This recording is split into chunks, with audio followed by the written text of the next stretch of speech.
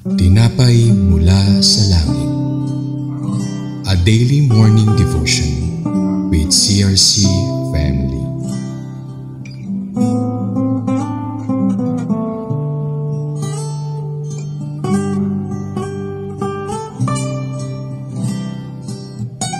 Isang mapagpalang umaga po sa ating lahat. Ako po si Julie Kahinde ng CRC Taal Batangas Daughter Church. Samahan niyo po ako sa ating programang Ang Tinapay Mula sa Langit, ang pang-araw-araw nating debosyon sa salita ng Diyos. Ngayon po ay matutunghayan natin ang aklat ng Deuteronomy chapter 25 verse 11 to 12 na may pinamagatang Wives Forbidden to Interfere in Their Husbands' Fights. Bago po tayo dumako sa pagbabasa ng kanyang banal na salita, tayo po muna ay sumandaling manalangin. Purihin ka o Diyos, Diyos na makapangyarihan at dakila sa lahat. Maraming salamat po sa buhay at kalakasan na ibinibigay mo sa amin. Dalangin namin na pangunahan kami ng banal na spirito sa aming pag-aaral na iyong salita. Buksan mo po ang aming isip, ganun din po ang aming mga puso sa mga aral na gusto mong ibahagi sa amin at patuloy na maging buhay ito sa aming mga buhay. Salamat po Panginoon, ito po'y samot dalangin namin sa pangalan ni Jesus. Amen. Basahin po natin ang Deuteronomy chapter 25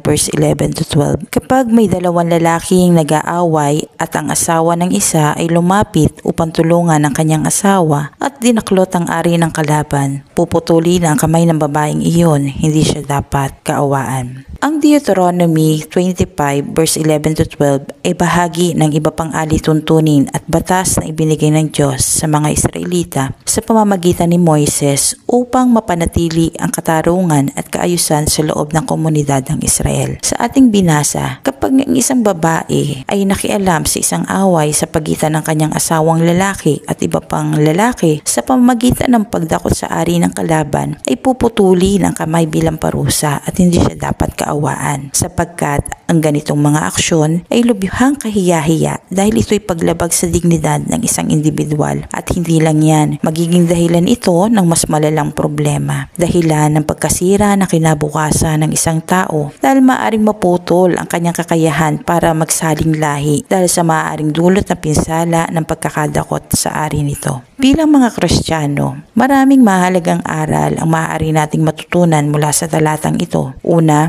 natutunan natin ang kahalagahan ng pagrespeto sa dignidad at pagkatao ng iba kahit sa gitna ng mga kaguluhan. Pinapaalala sa atin ang talatang ito na ang bawat individual ay nilikha sa larawan ng Diyos at nararapat ratuhin na may dangal at respeto. Sabi ng Panginoon sa Mateo 22 verse 39, ito naman ang pangalawa, ibigin mo ang iyong kapwa gaya ng pag-ibig mo sa iyong sarili. Ikalawa, pinapaalala sa atin ang kahalagahan ng pagpipigil sa sarili. Bilang mga may bahay, kung may mga tao man na umaagrabyado sa ating mga asawa, sa halip na magpadala sa galit o pagnanais na makaganti sa pamagitan ng mga pisikal na karahasan o mga gawaing kahiya-hiya na makakapagdulot ng mas malalang problema, matuto tayong pag-isipan yung ating mga actions bago gumawa tayo ng mga hakbang. Magkaroon tayo ng mga pagpipigil sa sarili at bilang mga Kristiyano, tinawag tayo na tumugon ng may biyaya, may pasensya at bilang mga peacemaker at hindi troublemaker. Sa patatlo, binibigyan din dito na wag nating ilagay sa ating sariling mga kamay ang hustisya. Sa halip, ang mga hindi pagkakasunduan ay dapat lutasin sa pamamagitan ng tamang legal na pamamaraan at sa isang patas at makatarungang paraan. Maging patas tayo at walang kinikilingan. At sa pang-apat, our actions have consequences. Kaya maging maingat tayo sa ating mga kilos. Ang pagbibigay parusa dito sa babaeng nagkasala ay pagpapaalala sa atin na ang Diyos ay Diyos na makatarungan at siya'y Diyos ng kaayusan.